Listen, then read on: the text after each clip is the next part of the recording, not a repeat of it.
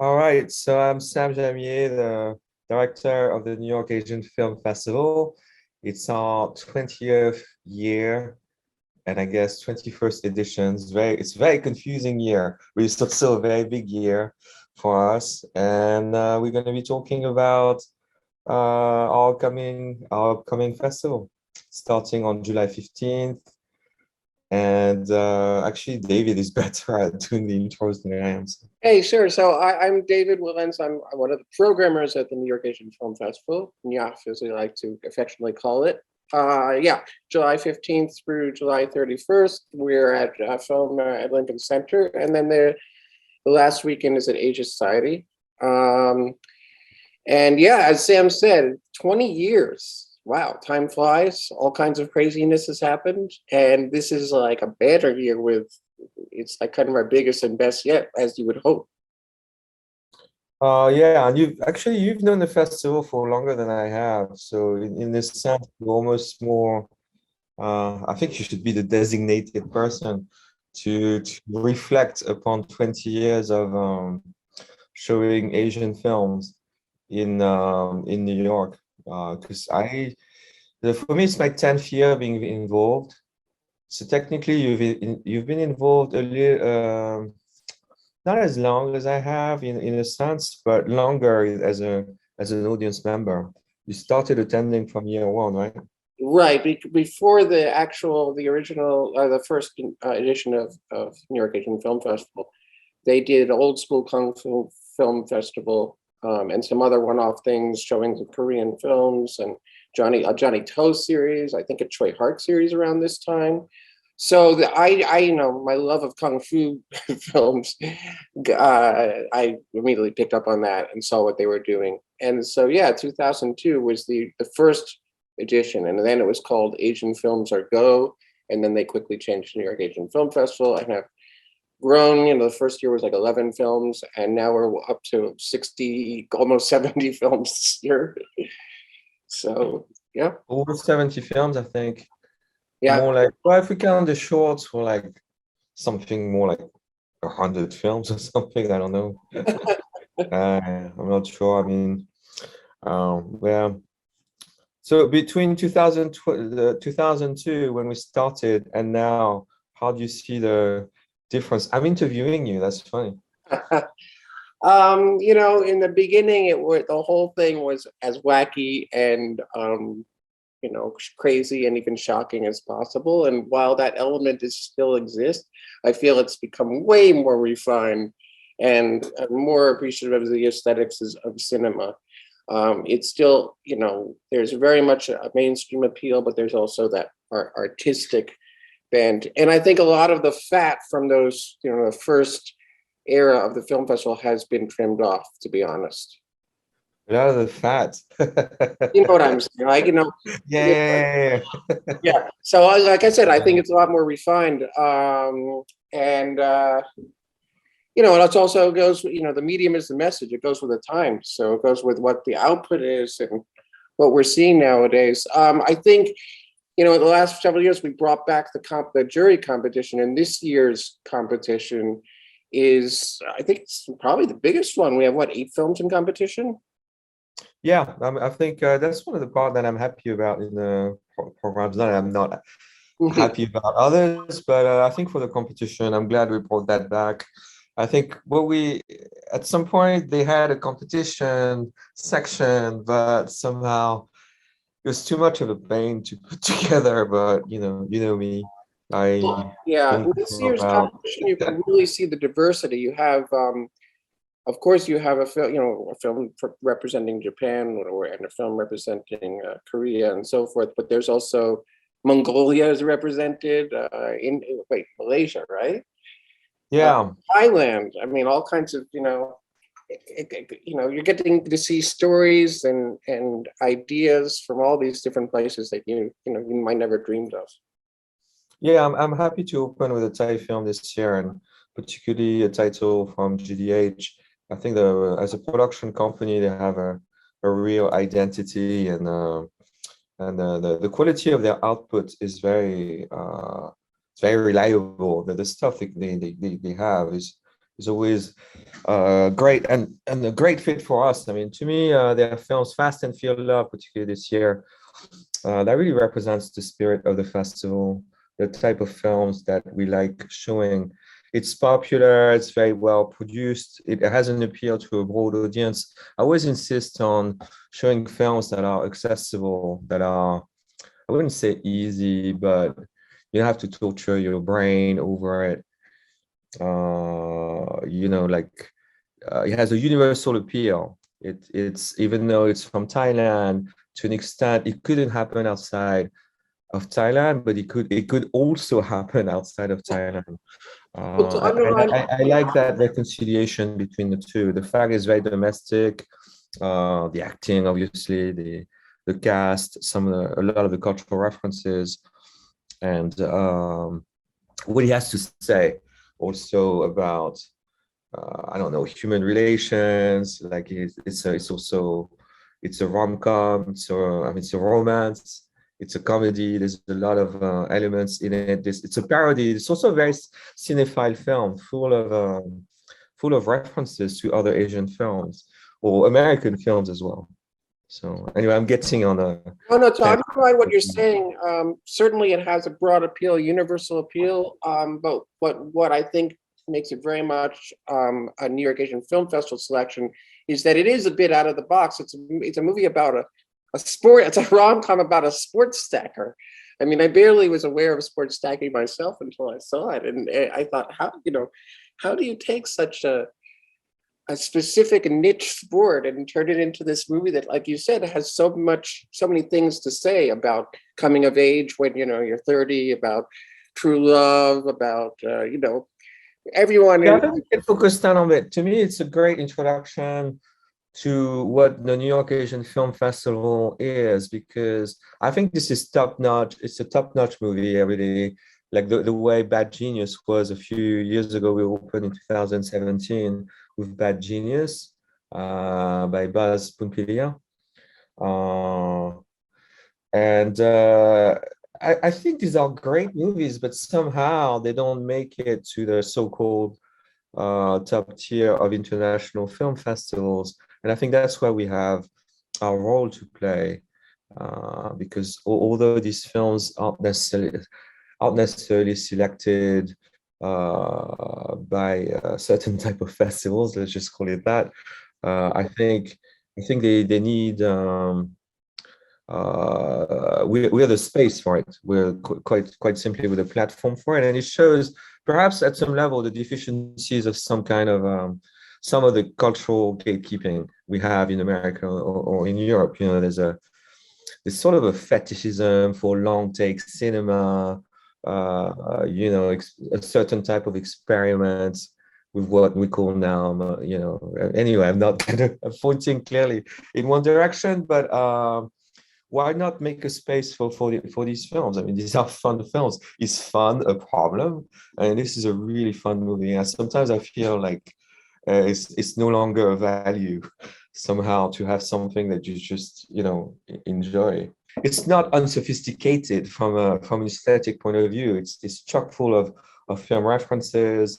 It comes from different places at the same time. It's quite layered too. Yeah, no, I think all the competition films are emblematic of, like you said, of course they're in competition because the filmmaking is great, whatever way it is doing that. And like you said, Fast and Feel Love, very high production, mainstream looking. Then you have something like The Sales Girl, which kind of came out of nowhere, which is from Mongolia. Also seasoned filmmaking, very original story, and also coming of age, and playing with all kinds of ideas, sexuality. In our competition, I think this might be, not to pat ourselves on the shoulder here, but this is probably our strongest competition section in years. We have Look at Me from Singapore, The Sales Girl. Some of these films, they should be in Toronto or something, it doesn't, but at some level, I feel like programmers work for years. At some point, you become trapped in like just getting the big names, getting a Miike Takashi movie. And I love Miike Takashi, but you always go back to the same stuff. And what I'm proud of this for this 20th anniversary edition, is that we didn't get lazy. We really, look for stuff. I know it was a pain in the ass, but we really dug up stuff, and we were very, I wouldn't say strict is not necessarily, but strict, yes, but we didn't catch a break on this. I mean, finding films like the Says Girl, sorry, that film from Mongolia, it takes work. We really seek stuff, and I like that. Yeah, I think this year it was worth the effort. I hope the audience agrees. You know. Yeah, and I'll mention one more just because it's so original in many ways. Is Imagine um, Oh yes, yes. Gosh, that is a great film. Yeah, that is. Yeah, go ahead, Ty. No, I You just go. gonna say it's you go into it and it takes you a place where it takes you different places so quickly and you're not sure what's happening, and by the end of it, it all comes full circle and you realize they're saying something extremely specific, but in such a almost surreal way. Right. And it's really, I hope that people get a chance to see this. All the competition films, of course, but something like this, it's in many ways, it's much more out of the box. And like I said, I think that underlines, we're looking for films that are stimulating aesthetically and entertaining, but also, have that original, boldness to them. Yeah, absolutely. Absolutely. So yeah, what else do we want to highlight this year? I want to, Immersed in it, I thought it's you know? very exciting that some of the big, the big crowd pleasing sort of situations. We were able to premiere Shin Ultraman, the new Ultraman, and it sold out within an hour. But you Yeah. know, we're working on trying to get another show, right? Yeah. We're having another show. We didn't even announce it, but it's already sold, like I don't know, like halfway sold or something. Even though we didn't make it public, and it's an afternoon show as well. Yeah, Ultraman is I guess it epitomizes our legacy. We still have this penchant for pop phenomenon, pop phenomena, like Ultraman, Kaiju cinema, and Tokusatsu, and so on, right? So we still keep this element at the same time.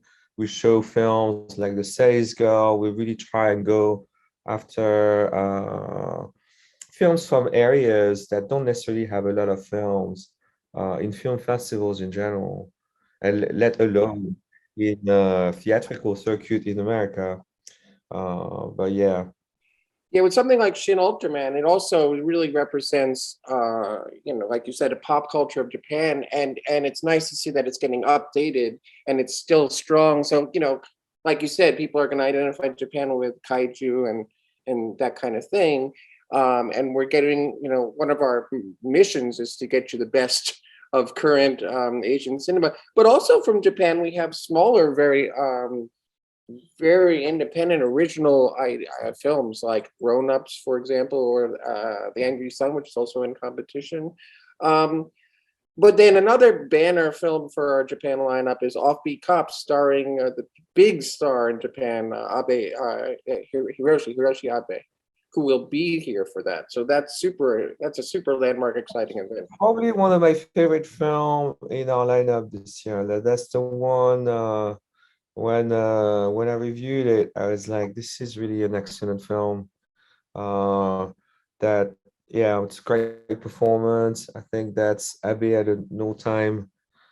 Probably like I don't know. Abe has been in so many fun, great movies. He was in Koreda Hirokazu film, After the Storm.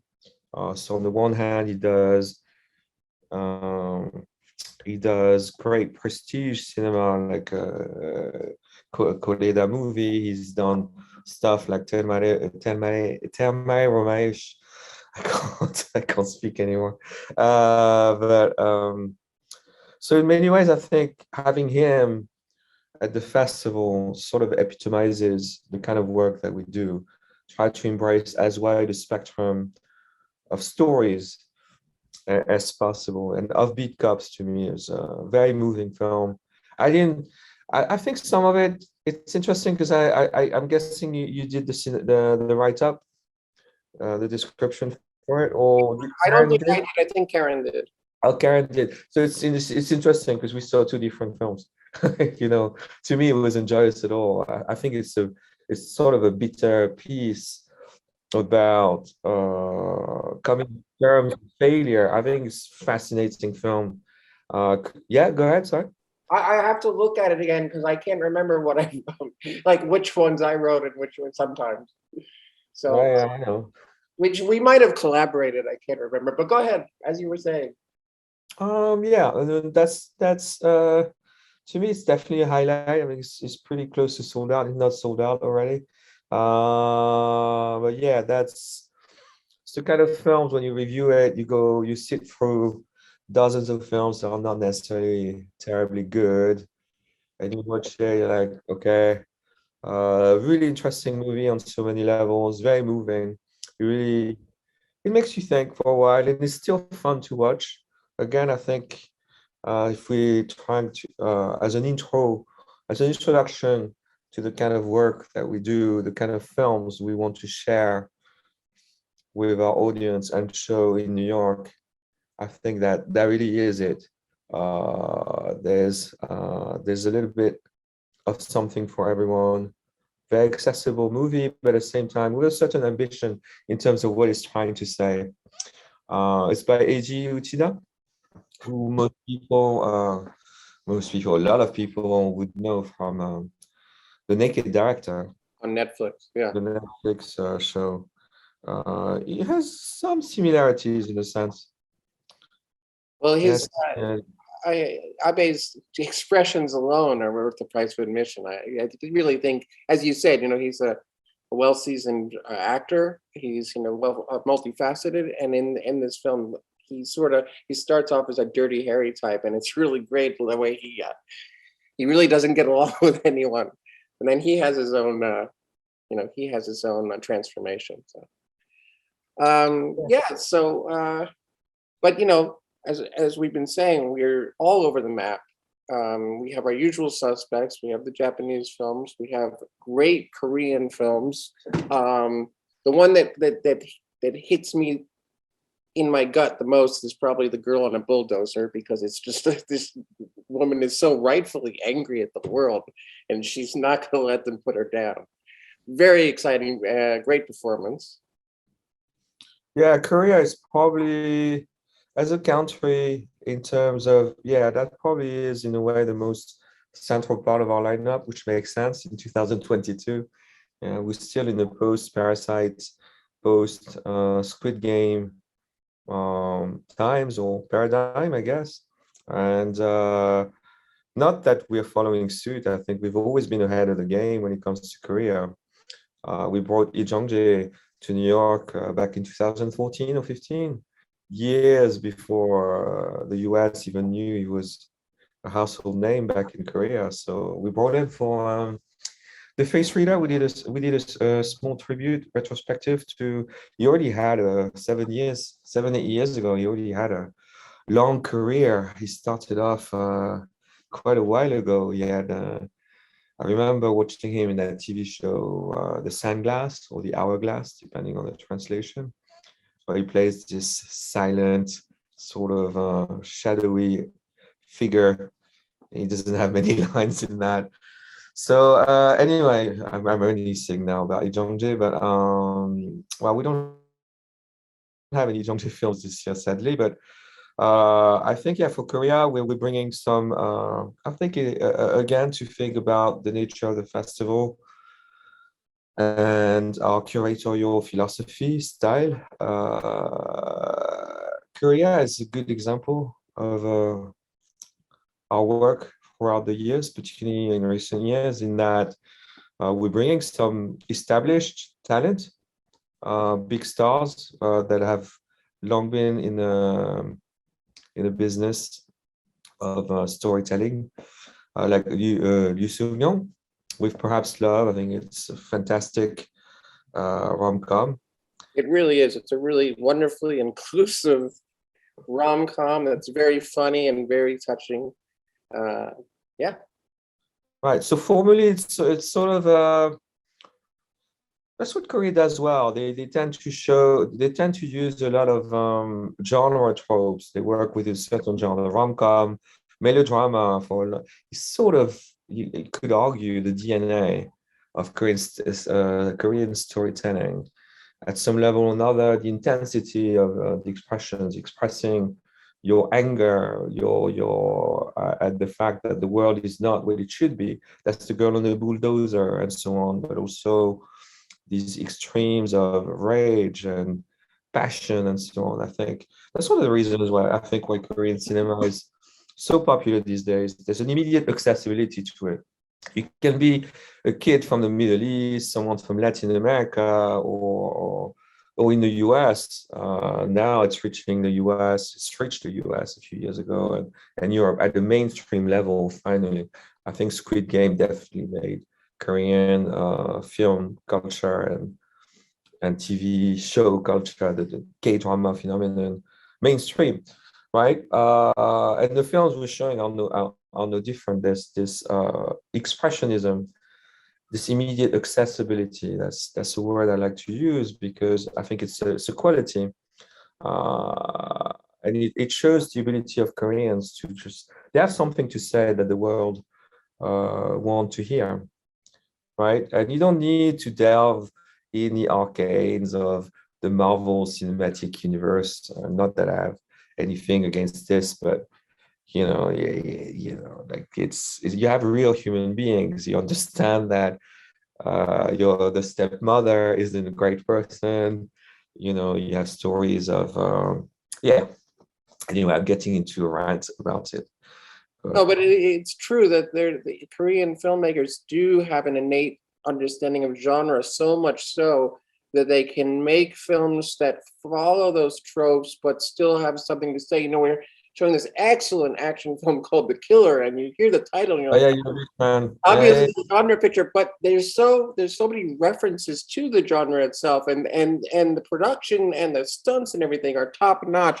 So I think that, like you're saying, there's an artisanship, and throughout our lineup, you have films that touch on different genres or just resolutely in that genre, but are saying things in, like you're saying, in their own singular way. We have this hilarious crime road movie called Stellar: A Magical Ride, and that's alongside. Oh yeah, this is a really fun film. That's for our cancer night because we need a bit of humor to make this life livable. Mm-hmm. Exactly. So yeah, no, go ahead. Yeah, and it's alongside a very hard-boiled gangster film called Hot Blooded. Then there's another thriller next door, which is also comedic, but very scary in a way. And that one also underlines these original ideas within genre. So I think that's very astute to mention that in terms of Korean cinema. Through the years, we've seen very many original films from Korea, as well as these incredible genre pieces. So it's a great lineup. Okay, not to pat ourselves on the shoulder. I mean, yeah, I'm very excited about all the films.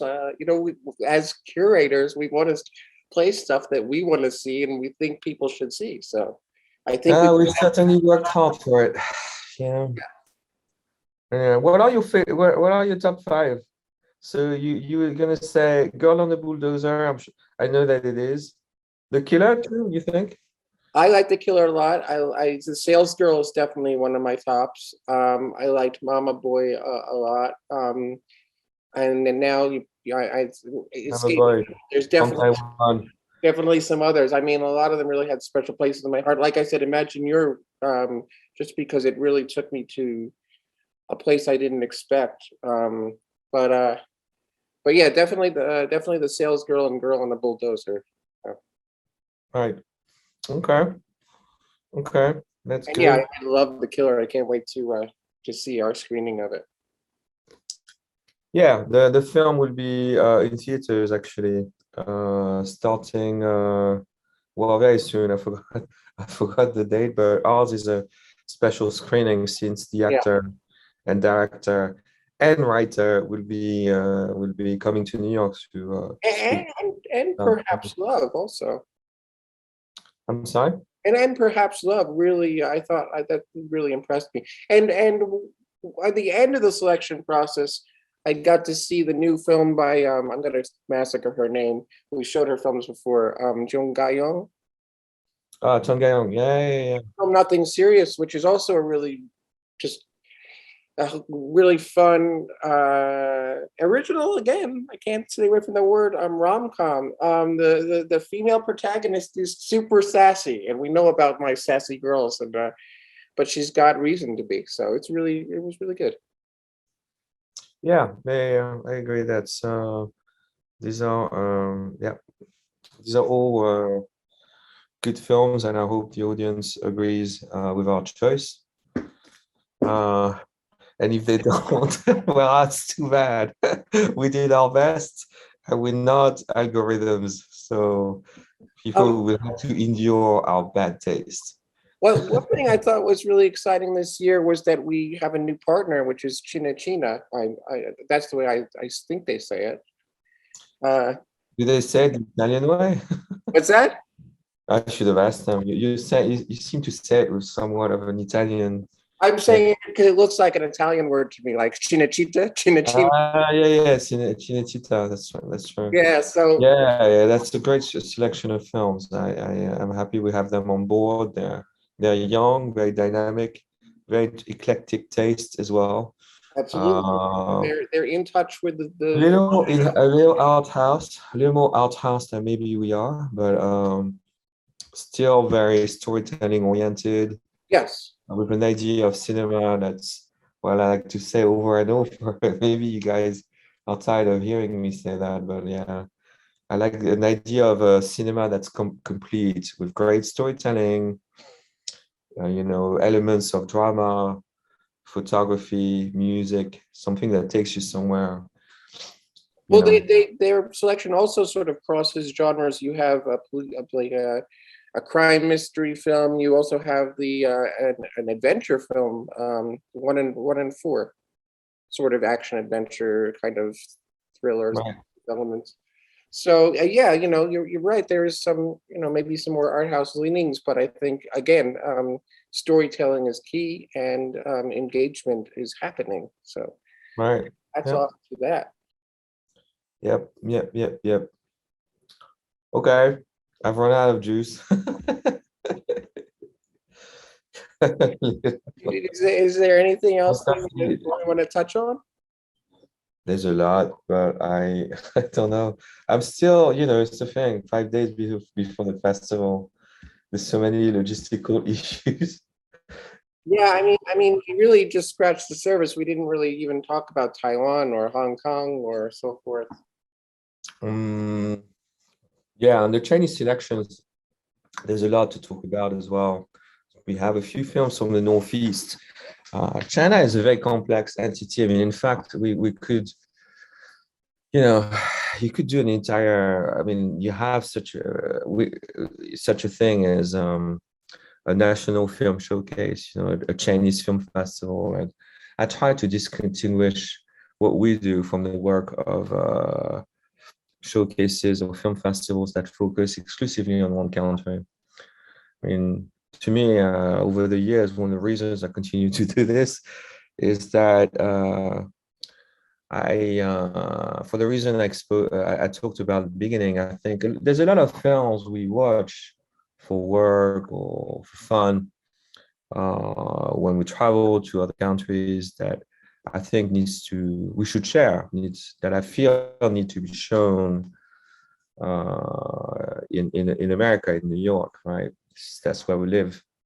And so I think we're feeling sort of a vacuum now, for stuff like Fast and Furious Love, for movies from countries that people don't necessarily think about. And when it comes to China, there's this tendency to always show this stuff about how hard the conditions of labor are, political stuff. Okay, fine. But China, I mean, it's a huge, I mean, it's tourism. It's a massive country. So we have an interesting focus this year. Accidentally, I want to add about the culture of the Northeast. People from the Northeast, from Liaoning, they have their own specific culture, accent, ways of behaving that aren't those of people from the South, around the Hong Kong area, or like around the Shanghai area. The behavior is quite different, right? So it's important for me to show the diversity and how a lot of these cultures, and therefore film cultures, are not monolithic. Like we live in this era where we like to find shortcuts and simplify things a little, but China is a little hard to summarize with one Yeah, festival, even for its films, obviously for its films. Like, exactly. So I feel like, I mean, obviously in the past few years, there's been a lot of propaganda movies. There's political efforts, sort of yeah. But at the same time, cinema stays alive now. You have, and I hope the Cinecina selections reflect that a little bit. We have what I like to call a winter western, 1 and 4 in our competition section. So yeah. now I would like to segue, oddly, to Yeah. Hong Kong, because it's our 20th year, but it's also the 25th year of the anniversary of the handover. And to celebrate, we've got, here's the thing. Hong Kong was a big impetus for the festival coming into existence, because the founders of the festival would meet at Chinatown cinemas and watch all the Hong Kong new movies in the 90s and so forth.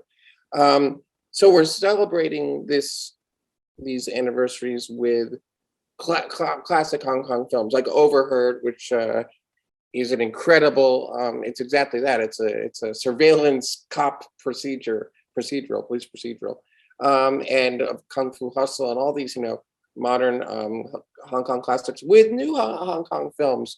And it was funny how much comedy was really emerging as a salient theme in a way.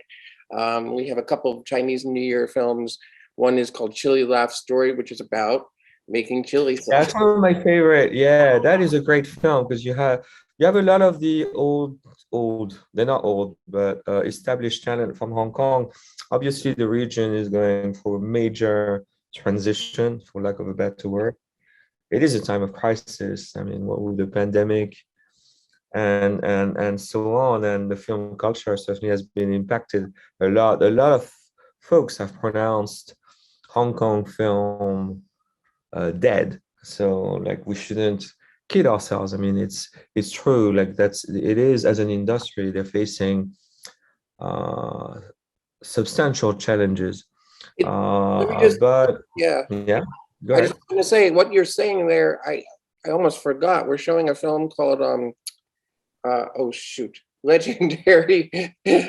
Legendary in Action. Legendary Action, which is an homage to wuxia and kung fu films. It is a drama that is talking about filmmaking and the love of filmmaking, and the whole film is dedicated to this idea of Hong Kong cinema, viva Hong Kong cinema. We're here to stay. We got to bounce back, and that's very much the spirit of that film, and it's really quite invigorating. Yeah, it's true. Yeah, well, I think in uncertain times you need something to cheer you up, and then that is part of what Hong Kong is doing. And I think these films are quite different, obviously, from the genre fare that we used to, like the Milky Way days and so on. But there's still a spirit there. I think I like to see that as the resilience of Hong Kong cinema. And there are new generations, and I think it'd be easy to give up and be like, okay, but these are the films that Hong Kongers want to watch, and I think it's they have a particular flavor to them. And certainly, Chili Love Story, I think, is a great movie. This is there's really something there, and I think in terms of what we're showing from Hong Kong, what's really fascinating is yeah, that determination to keep going, to make something fun out of it. A situation that's not great between And that theme obviously is in the almost every ongoing pandemic. sorry, go ahead, sorry. Yeah, Finding Bliss, that documentary that Josie Ho is producing, and she'll be in New York to talk about in a few days. I think Finding Bliss is part of the effort to go somewhere else, to seek new frontiers, and not just, you know, be sorry for yourself, the situation in Hong Kong, the hardships. I think this is a very inspiring movie. Yeah, it's a very interesting Not, project. you know, not yeah, not letting the odds. Not letting yourselves beat by the odds. So I think it epitomizes to me. I use that word a lot today, but the state of the industry, what they're trying to do, and I think there's something very praiseworthy in there. And aesthetically, it's also quite interesting as a documentary. It's quite dynamic. It's something that I think a lot of Americans could connect with. The idea of well-being, remain. There's a lot of stuff about mental health in there, about yeah, living together, finding, and God knows that, you know, it's in the American Constitution, right? The pursuit of happiness. So it's interesting that for something that might seem, you know, certainly Hong Kongers live within a completely different cultural framework. But again, it goes back to what I said about universal appeal and producing, making stories that are both very local, very domestic, that belong to where the filmmakers are from, and having an appeal to people from halfway across the world, right? So that's the case with this documentary, Finding Bliss. I mean, beyond, this is made like it's a 14-hour flight away from us. And so it's interesting to see their preoccupations, how they match what they match ours in America, right? That's the pursuit of happiness, quite central to American culture. I mean, it seems like an obvious thing, but being of European descent, I'll tell you, this is not something that could be written in the French Constitution. You know, not to say that we don't want to be happy, but it's a pretty quintessential American idea, I believe. And to find that so central in a Hong Kong movie, I think it's quite interesting. Yeah, in fact, I would argue this Finding Bliss theme runs throughout the Hong Kong lineup, the recent films we have. And I'm glad we're also highlighting that there's new generations of filmmakers coming. I think one of the dangers when it comes to Hong Kong is to let yourself be trapped in nostalgia, you know, like John Woo, and like, you know, those were the days.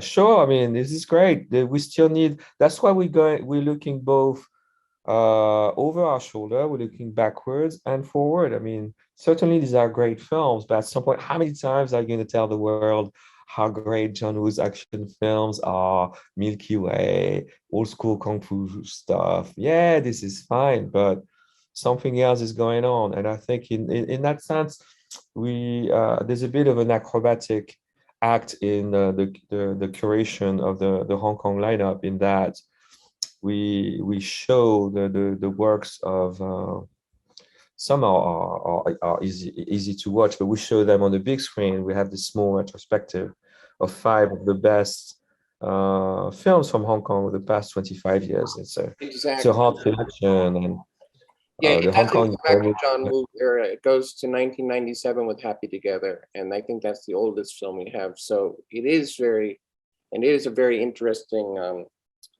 parallel that we're drawing between the new and the not as old contrast, classics. Yeah, parallel, contrast. contrast.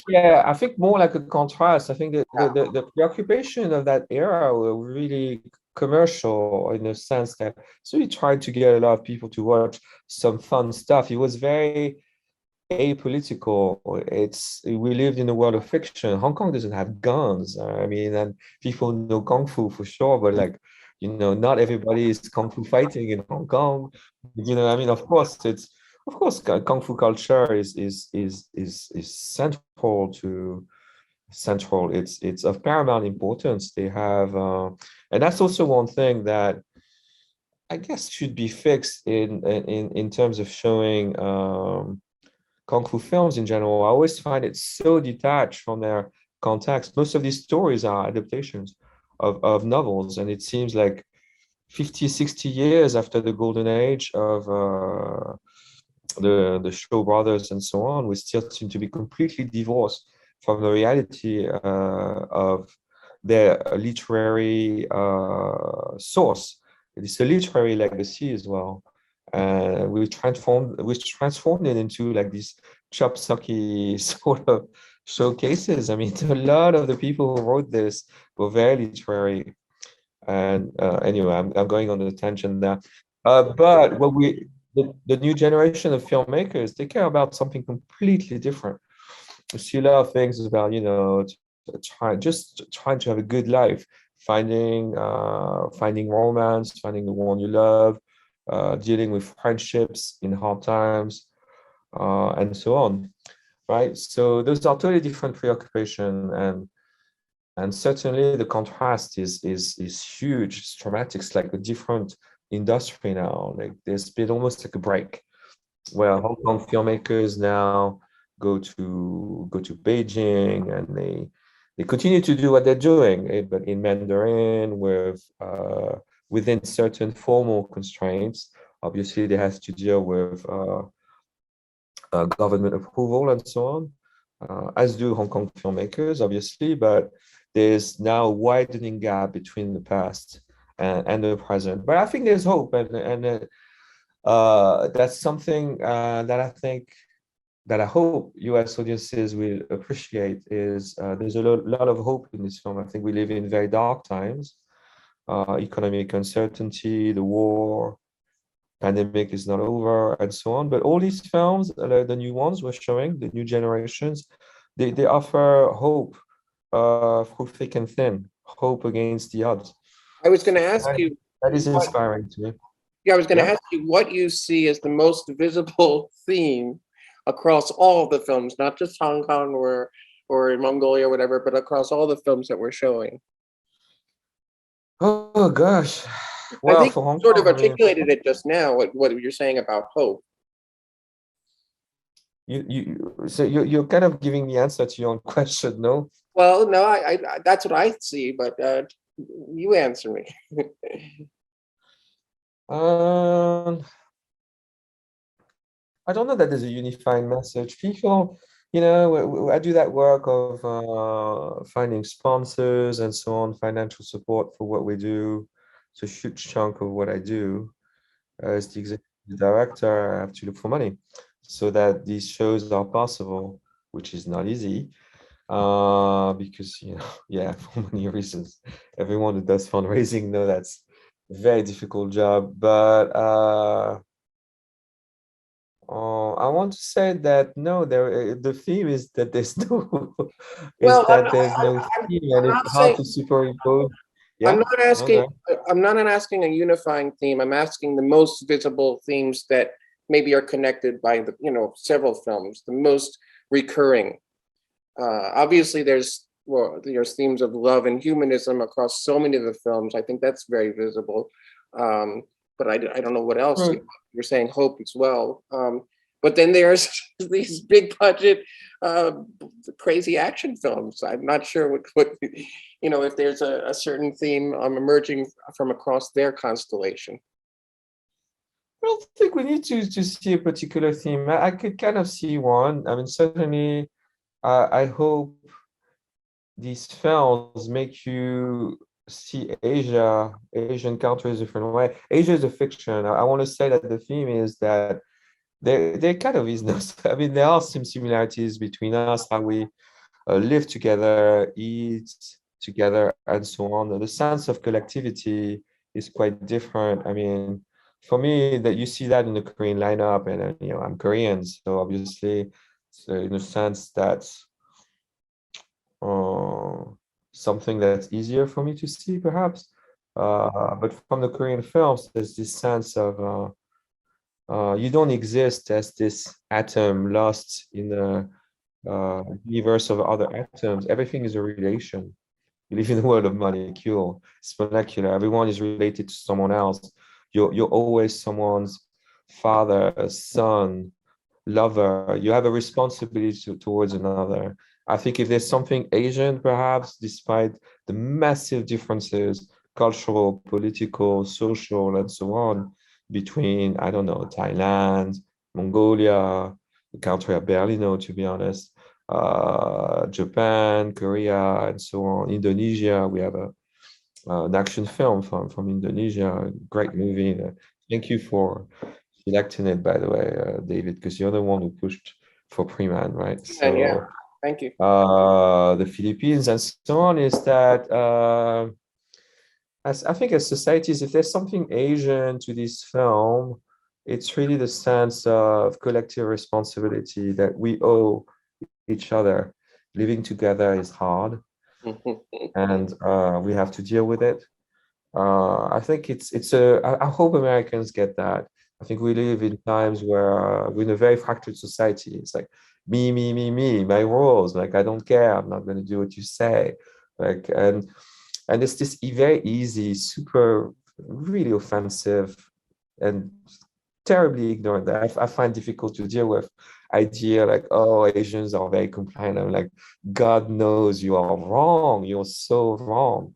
And the origin, if people knew, I mean, Koreans have this intense political sense, you know, that, and you see that in Girl on the Bulldozer. They're not going to take something that they feel is wrong. They, you know, this is a country that has more accountability, political accountability. They sent their president to jail, and it's not the first one. Many of their presidents went to jail. So, but it shows the power of more responsibility. You rise up, you do something, you owe each other something. The sense of debt cements the society and creates something quite special. I hope you can see it in the film, and I hope I think there's a lesson to be taken there. Certainly in democracy, I mean, for all its flaws, Korea, for example, on the democracy index performs so much better than we do here. So there's something beyond the scope of film, and I think I like to see what we do as important in that it's not just about sitting for 2 hours. If you think really hard, hopefully there's something to be learned to change you. That to me is important rather than sitting around and oh, the cinematography is gorgeous, or like what a pretty film. I hope if you can see more than one or two films at the festival, it teaches you something about yourself, about how you live, and it transforms you a little and perhaps make you a better person. For years being European, I used to think of film as film. You watch film is film, art is art, life is life, that whole art for art's sake ethos, right?